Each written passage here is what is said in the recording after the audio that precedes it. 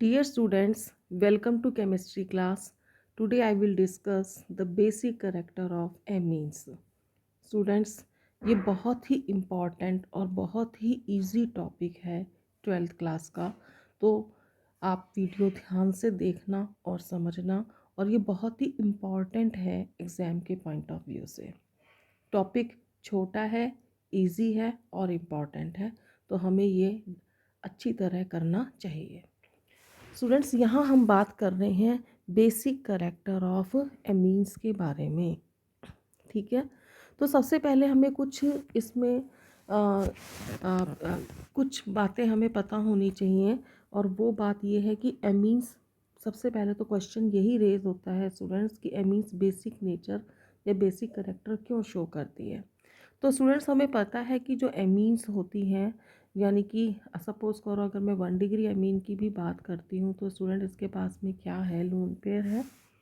ठीक है, तो due to the presence of lone pair on nitrogen atom, amine accept the proton from water. जब हम इसको वाटर के अंदर ऐड करेंगे तो ये वाटर से H+ आयन ले लेगी। ये देखिए RnH2 है, इसके पास लोन पेयर है, इसने वाटर से रिएक्शन की, तो वाटर का मतलब स्टूडेंट्स HOH को हम इस तरह से लिख सकते हैं। तो ये H+ इससे ले लेगा, तो ये बन जाएगा RnH3+, और पीछे रह जाएगा हाइड्रोक्साइड आयन। यानी ये वाटर के अंदर हाइड्रोक्साइड आयन देती है और हाइड्रोक्सिल आयन देती है, इसीलिए ये बेसिक नेचर की है। और इसको हम ब्रोंस्टेड क्या कहते हैं, क्योंकि ये प्रोटॉन एक्सेप्टर है इसलिए इसको हम क्या कहते हैं, ब्रोंस्टेड बेस कहते हैं। और वाटर में चूंकि ये हाइड्रोक्सिल आयन देती है इसलिए आर्हेनियस बेस है।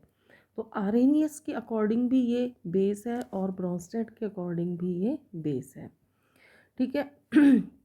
बेसिक स्ट्रेंथ को डिटरमाइन करने के लिए स्टूडेंट्स हम क्या करते हैं कि हम इक्विलिब्रियम कांस्टेंट लिखते हैं इसके लिए। तो बताओ स्टूडेंट्स, इक्विलिब्रियम कांस्टेंट क्या होता है, concentration of products upon concentration of reactants. तो ये दो प्रोडक्ट हो गए, इनकी कंसंट्रेशन जो हमने ब्रैकेट से शो करी है, divided by the concentration of reactants.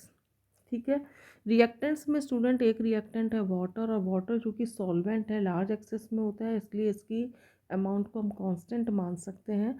अगर हमने इसकी अमाउंट को कांस्टेंट मान लिया तो इसको और इसको यदि हम मल्टीप्लाई कर दें, यानी कि इक्विलिब्रियम और वाटर को मल्टीप्लाई कर दें, तो we will get a new constant and that is Kb। ठीक है, तो इसके Kb को हम कैसे रिप्रेजेंट कर सकते हैं, RnH3+ आ गया, OH नेगेटिव अपॉन क्या आ जाएगा, RnH2 आ गया। ठीक है, जितनी ज़्यादा वैल्यू Kb की होगी किसी भी बेस के लिए, Kb की वैल्यू जितनी ज़्यादा होगी वो उतना ही स्ट्रॉन्ग बेस होगा। And Kb and Pkb are inversely proportional because Pkb is equal to -log Kb। जैसे स्टूडेंट प्रीवियस वीडियो में मैंने आपको बताया था कि जो एसिडिक करेक्टर होता है that is directly proportional to H+, directly proportional to Ka and inversely proportional to Pka। In the same way जो बेसिक करेक्टर होगा that is directly proportional to OH negative, directly proportional to Kb and inversely proportional to Pkb। ठीक है, हम अगर दोनों को comparative देखेंगे तो हमें इजी हो जाएगा लर्न करना, एसिडिक करेक्टर्स को भी और बेसिक करेक्टर्स को भी। तो basic character is directly proportional to Kb, inversely proportional to Pkb and directly proportional to OH negative. ठीक है स्टूडेंट्स, अब सबसे पहले स्टूडेंट्स हम स्टडी करेंगे कि बेसिक करेक्टर को हम स्टडी करेंगे गैसियस फेज के अंदर। इसको हम स्टडी करेंगे बेसिक करेक्टर को गैसियस फेज में। दो फेजेस में स्टूडेंट्स हमें डिस्कस करने हैं बेसिक करेक्टर, एक गैसियस फेज में और एक एक्वस फेज में। तो सबसे पहले हम करेंगे गैसियस फेज में। स्टूडेंट्स, जब हम गैसियस फेज में बेसिक करेक्टर को डिस्कस करेंगे तो उसके अंदर हम केवल एक ही फैक्टर कंसीडर करेंगे और वो होगा इंडक्टिव इफेक्ट। उसमें केवल एक ही फैक्टर वर्क करेगा और वो फैक्टर कौन सा होगा, इंडक्टिव इफेक्ट होगा। ठीक है स्टूडेंट्स, ये स्टूडेंट्स अमोनिया है, इसका एक एच हमने आर से रिप्लेस कर दिया, 1 डिग्री अमीन बन गया। इसका फिर एक एच हमने आर से रिप्लेस कर दिया, 2 डिग्री अमीन बन गया। इसका फिर एक एच हमने आर से रिप्लेस कर दिया, 3 डिग्री अमीन बना। अब स्टूडेंट्स यहाँ पर देखिए आपके पास में 3 R ग्रुप्स हैं, एंड हमें पता है कि R ग्रुप्स जो हैं वो प्लस आई इफेक्ट शो करते हैं। प्लस आई इफेक्ट शो करते हैं यानी वो सिग्मा इलेक्ट्रॉन्स को जो है वो नाइट्रोजन को देंगे, यानी कि नाइट्रोजन पे लोन पेयर की डेंसिटी बढ़ेगी। यानी कि जितनी ज़्यादा आर ग्रुप होंगे नाइट्रोजन पे लोन पेयर की डेंसिटी उतनी ज़्यादा बढ़ेगी और वो उतना ही ज़्यादा बेसिक हो जाएगा। तो यहाँ 3 आर ग्रुप्स हैं, यहाँ 2 आर ग्रुप्स हैं, यहाँ 1 आर ग्रुप है और यहाँ कोई भी आर ग्रुप नहीं है। तो greater the number of R groups, greater will be the plus I effect, greater will be the availability of lone pair, and greater will be the basic character. Is very simple. That's why 3 degree amine is most basic, then 2 degree, then 1 degree, and then ammonia. ठीक है। तो ये तो बात हो गई simple बात students. अच्छा, एक बात और स्टूडेंट्स की, अगर हम एनिलिन की बात कर लेते हैं, यहाँ हम स्टूडेंट्स बात करते हैं एनिलिन की, तो एनिलिन में हम देखते हैं स्टूडेंट्स कि यहाँ पर हमें एक बेंजीन रिंग मिल जाती है और उस बेंजीन रिंग की वजह से वो जो है लोन पेयर को अपनी तरफ अट्रैक्ट करेगी। ये बेंजीन रिंग है, ये एनिलिन है, ठीक है। और ये हमने इससे NH2 ऐड करा, एनिलिन बन गया, ये लोन पेयर है। जब रेजोनेंस शो होगा तो ये लोन पेयर रिंग के अंदर जाएगा, यानी कि लोन पेयर की अवेबिलिटी कम हो जाएगी due to minus R effect of benzene ring. तो लोन पेयर कम होंगे तो बेसिक करेक्टर कम होगा। यानी अगर स्टूडेंट्स हम तीनों डिग्री एमीन लें तो उसमें सबसे ज़्यादा बेसिक होगा 3 डिग्री, उससे कम 2 डिग्री, उससे कम 1 डिग्री, उससे कम अमोनिया और सबसे कम बेसिक हो जाएगा एनिलिन। क्योंकि यहाँ बेंजीन रिंग जो है वो रेजोनेंस के कारण इसके लोन पेयर्स को जो है वो लोन पेयर रिंग में चले जाएंगे और रिंग में जाने के बाद वो रेजोनेंस शो करेंगे और उसके बाद जो है वो लोन पेयर की अवेबिलिटी जो है वो नाइट्रोजन एटम पे बहुत ही कम हो जाएगी। तो ये तो बात हुई स्टूडेंट्स जब हम गैसियस फेज की बात करते हैं, ठीक है। अब स्टूडेंट्स हम बात करेंगे बेसिक कैरेक्टर्स की और वो हम करेंगे इसके अंदर, इस मीडियम के अंदर जब एक्वस मीडियम लेंगे तो क्या होगा, ठीक है। तो अब एक्वस मीडियम के अंदर आप देख लीजिए क्या हो रहा है। एक्वस मीडियम में स्टूडेंट्स कुल मिलाकर के यहाँ पे 3 फैक्टर हैं जो मिलकर के डिसाइड करेंगे कि कौन ज़्यादा बेसिक होगा और कौन कम बेसिक होगा, ठीक है। सबसे पहले इसमें हम देखते हैं student basic character of amines in aqueous solution में होता क्या है। जब हम वाटर में इसको डालेंगे स्टूडेंट्स तो ये H+ आयन इस लोन पेयर ले लेगा और यहाँ पर एक कैटायन बनेगा। इस कैटायन को हम बोलेंगे अमोनियम कैटायन और ये होगा कॉन्जुगेट एसिड। याद करो स्टूडेंट्स, प्रीवियस वीडियो में मैंने आपको बताया था कॉन्जुगेट बेस, यहाँ बन रहा है कॉन्जुगेट एसिड, ठीक है। तो ये कॉन्जुगेट एसिड बन रहा है और ये कॉन्जुगेट एसिड जितना ज़्यादा स्टेबल होगा रिएक्शन उतनी ही फॉरवर्ड में जाएगी, जितनी फॉरवर्ड में जाएगी रिएक्शन उतनी ही ज़्यादा OH नेगेटिव आयन रिलीज़ होंगे और जितने ज़्यादा OH नेगेटिव आयन रिलीज़ होंगे उतना ही ज़्यादा बेसिक कैरेक्टर बढ़ेगा। यानी स्टूडेंट्स यहाँ पर हमें बात करनी है स्टेबिलिटी ऑफ अमोनियम कैटायन की। All the factors which make ammonium cation more stable they also make the amine more basic, ठीक है। अब इस अमोनियम कैटायन की स्टेबिलिटी को हम कैसे डिस्कस करें। अमोनियम आयन की स्टेबिलिटी को डिस्कस करने के लिए स्टूडेंट्स हमारे पास में है 3 फैक्टर। सबसे पहला फैक्टर तो वही जो अभी हमने गैसियस फेज में पढ़ा था और वो था इंडक्टिव इफेक्ट, यानी प्लस आई इफेक्ट के बारे में पढ़ेंगे। सेकंड फैक्टर स्टूडेंट्स इसके अंदर जो हमारा आता है वो है extent of H bonding with water molecule, की वाटर मॉलिक्यूल के साथ में इनकी H बॉन्डिंग कितनी होती है, जिसको हम बोलते हैं सॉल्वेशन। और तीसरा फैक्टर स्टूडेंट्स इसके अंदर आएगा हमारा और वो है steric effect of alkyl group. यानी एल्काइल ग्रुप के स्टूडेंट्स 2 फैक्टर आए, एक तो हुआ प्लस आई इफेक्ट और एक आया स्टेरिक इफेक्ट, और वाटर की वजह से जो सॉल्वेशन आया एक फैक्टर वो। ये तीनों फैक्टर मिलकर डिसाइड करेंगे कि कोई भी एमीन कम बेसिक क्यों है और कोई भी एमीन जो है वो ज़्यादा बेसिक क्यों है। तो चलो स्टूडेंट्स अब हम 1 बाय 1 देखते हैं इसके अंदर। सबसे पहले स्टूडेंट आप ये वाला एग्जाम्पल देखिए, ये CH3 ग्रुप जुड़ा हुआ है, ये NH2 है, 1 डिग्री अमीन है। यहाँ पे 2 CH3 ग्रुप आ गए तो ये 2 डिग्री अमीन बन गया। यहाँ 3 CH3 ग्रुप आ गए तो ये 3 डिग्री अमीन बन गया। इनको हमें student decreasing order of basic strength में अरेंज करना है। कौन सी मीडियम में अरेंज करना है स्टूडेंट, इसको हमें अरेंज करना है एक्वस मीडियम में, ठीक है। तो सबसे पहले स्टूडेंट हम इसमें स्टडी करेंगे इंडक्टिव इफेक्ट के बारे में। तो वो तो हम पहले जो हमने गैसियस मीडियम में पढ़ा था वही वाला फैक्टर आएगा। इसमें एक आर ग्रुप है तो प्लस आर इफेक्ट एक के कारण होगा, यहाँ 2 के कारण प्लस आर इफेक्ट हो जाएगा, यहाँ पे 3 के कारण प्लस आर इफेक्ट हो जाएगा। उस हिसाब से स्टूडेंट सबसे ज़्यादा बेसिक कौन हो जाएगी हमारी 3 डिग्री अमीन, उससे कम बेसिक हो जाएगी 2 डिग्री और सबसे कम बेसिक हो जाएगी 1 डिग्री। ये बात हमें कौन कहता है? इंडक्टिव इफेक्ट कहता है। अब हम आते हैं एक्सटेंट ऑफ एच बॉन्डिंग के ऊपर। अब देखो स्टूडेंट्स की एमीन को वाटर के साथ एच बॉन्ड बनाना है, तो वो एमीन जिसमें ज़्यादा एच होंगे वो ज़्यादा एच बॉन्ड बनाएगी। अब आप देखिए 3 डिग्री एमीन में तो एक भी एच नहीं है, 2 डिग्री एमीन में एक एच है, 1 डिग्री एमीन में 2 एच हैं। जितनी ज़्यादा एच होंगे उतनी ही ज़्यादा एच बॉन्डिंग होगी, और जितनी ज़्यादा एच बॉन्डिंग होगी वो अमोनियम कैटायन उतना ही ज़्यादा स्टेबल हो जाएगा। तो उस हिसाब से ये 1 डिग्री है, ये 2 डिग्री है और ये 3 डिग्री एमीन है, तो इसके अंदर जो है ज़्यादा एच बॉन्डिंग होगी, तो इसका अमोनियम कैटायन जो है वो ज़्यादा स्टेबल हो जाएगा। तो उस हिसाब से स्टूडेंट्स जो है सबसे ज़्यादा स्टेबल कौन सा हो जाएगा? हमारा 1 डिग्री। उसके बाद स्टेबल कौन सा हो जाएगा? 2 डिग्री। और सबसे कम स्टेबल हमारा कौन हो जाएगा? 3 डिग्री हो जाएगा। यहाँ पे स्टूडेंट्स मैंने आपको दिखा रखा है कि किस तरह से होगा। देखो ये हमारा है ये वाला, ये हमारा स्टूडेंट्स है RnH3+। ठीक है, अब इसमें 3 H हैं, तो ये 3 वाटर के साथ में क्या बनाएगा? H बॉन्डिंग बनाएगा। अब अगर हम अगला केस लेते हैं स्टूडेंट्स, तो यहाँ पर 2 H हैं। ठीक है, तो ये 2 H जो है वो 2 वाटर के साथ में H बॉन्डिंग बनाएंगे। ठीक है, और यहाँ आपका बना ये R2NH2+। ठीक, और इसके अंदर स्टूडेंट्स जो है ये हमारा बन गया R3NH+। तो इसमें एक एच आया, ये वाटर के साथ क्या बना रहा है? एच बॉन्डिंग बना रहा है। तो इसमें सबसे ज़्यादा स्टेबल स्टूडेंट्स कौन हो गया हमारा? 1 डिग्री वाला, फिर 2 डिग्री वाला और फिर 3 डिग्री वाला।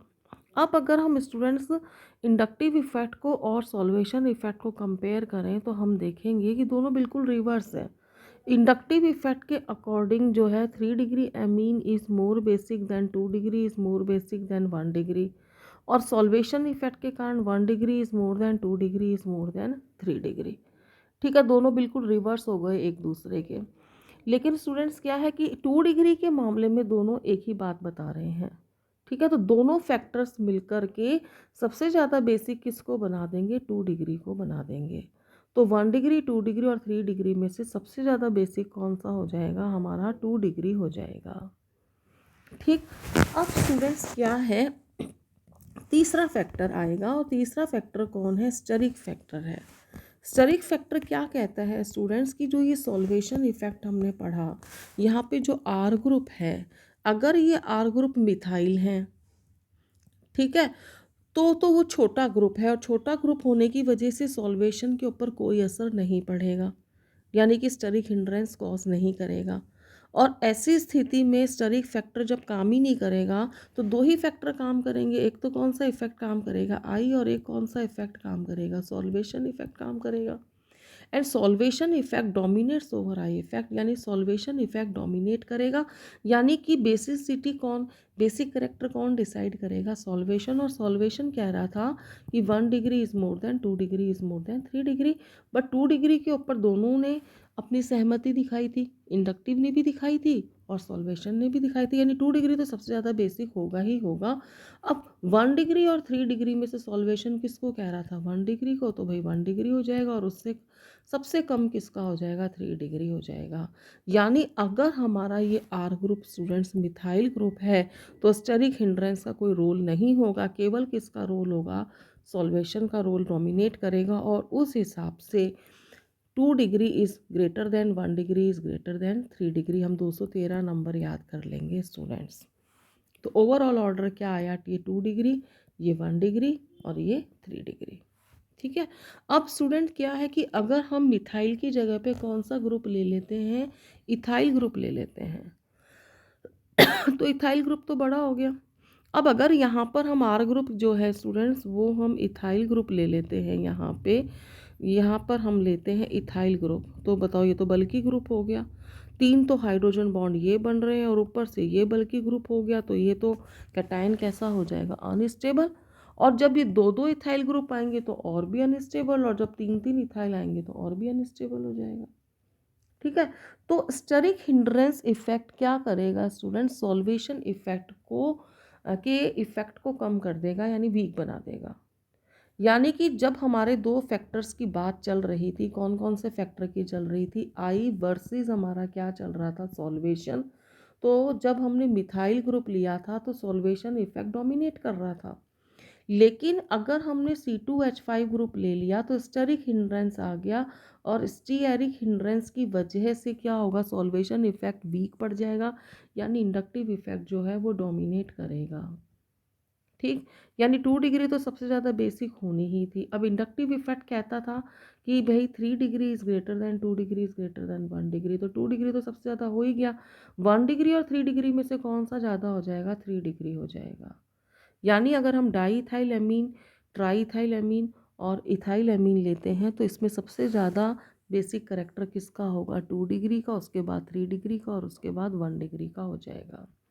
ठीक है स्टूडेंट्स, एरोमेटिक एमीन्स के बारे में मैं आपको ऑलरेडी बता ही चुकी हूँ अभी, कि एनिलीन जो होता है वो एलिफेटिक एमीन, ये एरोमेटिक एमीन है क्योंकि इसमें बेंजीन रिंग है। ये एलिफेटिक एमीन है, इसमें एलिफेटिक एमीन का बेसिक करेक्टर ज़्यादा होगा क्योंकि यहाँ पर ये +R+I इफेक्ट डाल रहा है, तो लोन पेयर की डेंसिटी बढ़ रही है। यहाँ पे स्टूडेंट्स लोन पेयर रिंग के अंदर जाएंगे ड्यू टू रेजोनेंस, तो यहाँ पर इसकी बेसिक करेक्टर क्या हो रहा है, कम हो रहा है। ठीक है, ये रेजोनेटिंग स्ट्रक्चर शो कर रही हैं कि नाइट्रोजन के ऊपर प्लस चार्ज आ रहा है, इट मीन्स यहाँ लोन पेयर अवेलेबल नहीं है। ठीक है, अब हम बात करते हैं स्टूडेंट्स इफेक्ट ऑफ सब्स्टिट्यूएंट की।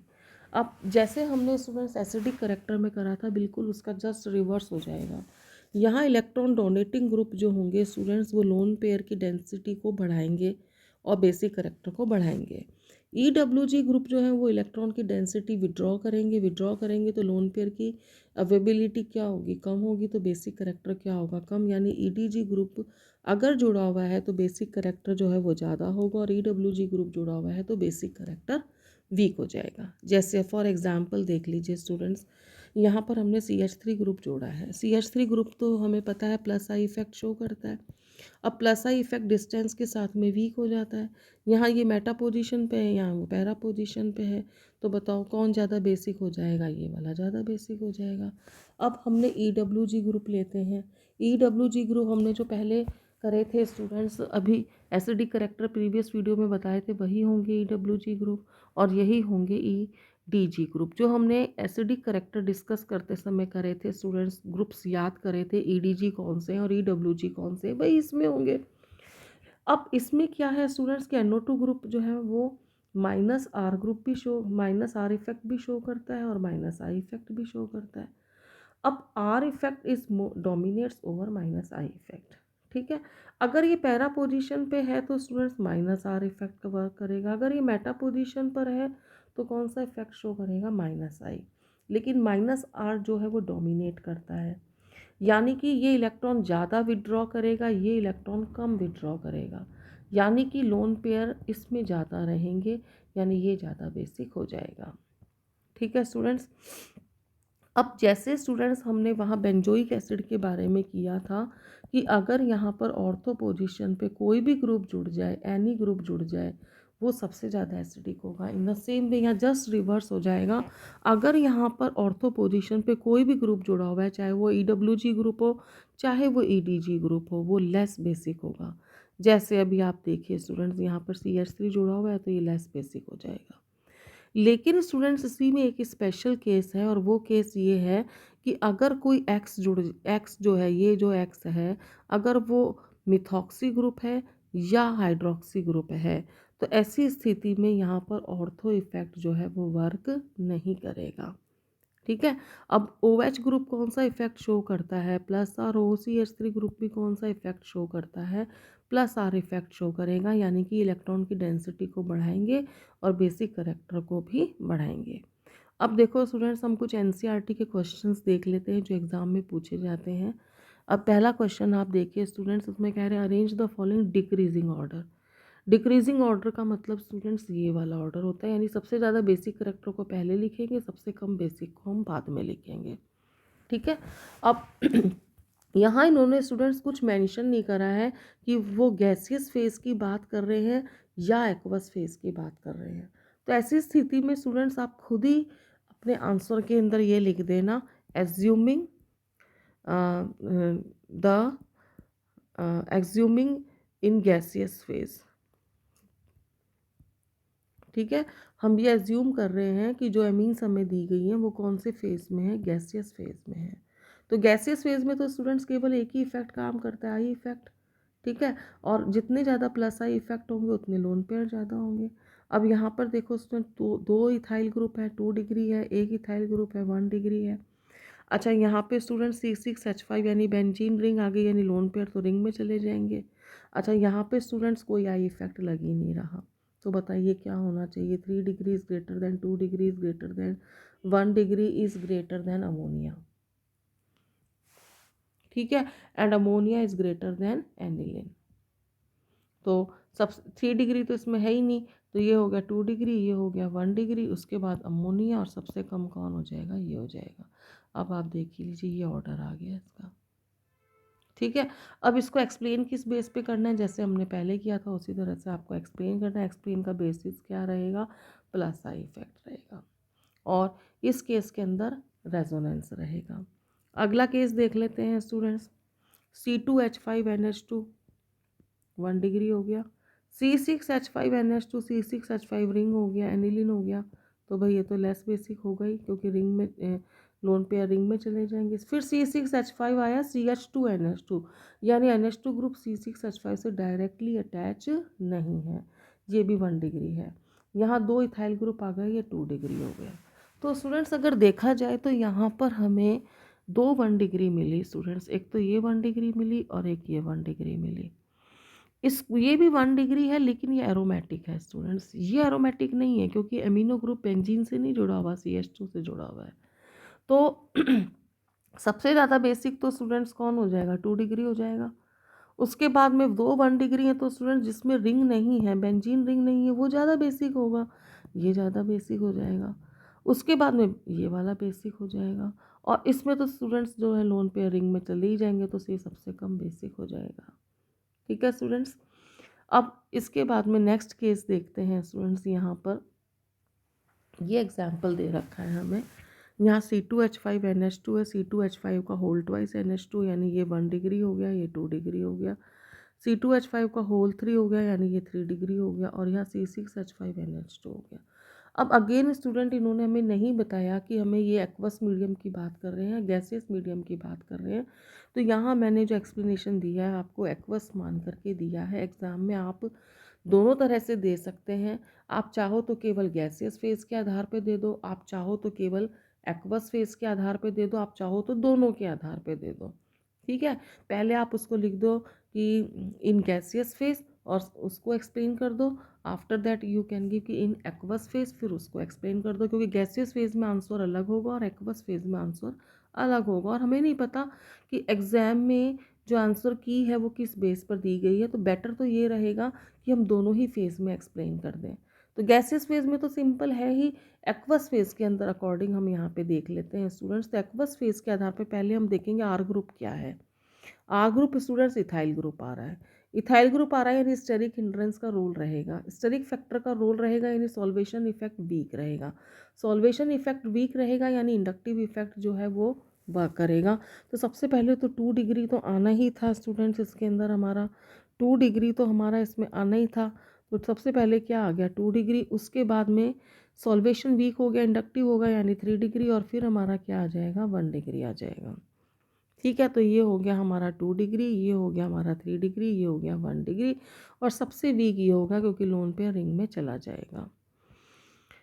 ठीक है स्टूडेंट्स, तो ये आ गया हमारा आंसर, ये रहा 2 1, सॉरी यहाँ हमारा आंसर दे रखा है, ये रहा 2 3 1, और फिर ये आ गया। अगले केस में स्टूडेंट्स क्या है कि यहाँ इथाइल है और यहाँ क्या दे दिया है, मिथाइल। ठीक है, ये हो गया हमारा 3 डिग्री, ये हो गया 2 डिग्री, ये हो गया हमारा 1 डिग्री, ये हो गया हमारा 2 डिग्री, ये हो गया हमारा 3 डिग्री। तो मिथाइल ग्रुप में तो स्टेरिक हिंड्रेंस लगेगा नहीं, स्टेरिक फैक्टर का रोल नहीं रहेगा, सॉल्वेशन इफेक्ट डोमिनेट करेगा। सॉल्वेशन इफेक्ट में क्या होता है, 1 degree is greater than 2 degree is greater than 3 degree. 2 degree तो सबसे ज़्यादा होना ही है, यानी कि 213 नंबर आ गया हमारा ये। अब स्टूडेंट यहाँ पे थोड़ा सा कन्फ्यूज़न हमें इन दोनों के बीच में होता है, ये मैं आपको पहले एक्सप्लेन कर चुकी हूँ कि ये ज़्यादा वीक होगा क्योंकि यहाँ रेजोनेंस में ही अंदर जाएगा। यहाँ NH2 ग्रुप रिंग से नहीं जुड़ा हुआ, CH2 से जुड़ा हुआ है। ये रिंग के अंदर नहीं जाएगा, ये यानी रेजोनेंस शो नहीं करेगा। लेकिन चूँकि इसमें बेंजीन रिंग है तो वो माइनस आई इफेक्ट शो करेगी, यानी लोन पेयर तो लेके जाएगी, लेकिन किसके थ्रू लेके जाएगी, माइनस आई, जो माइनस आर के कंपैरिजन में वीक होता है। अगला क्वेश्चन देख लेते हैं स्टूडेंट्स पीकेबी वैल्यू के बारे में, मोर।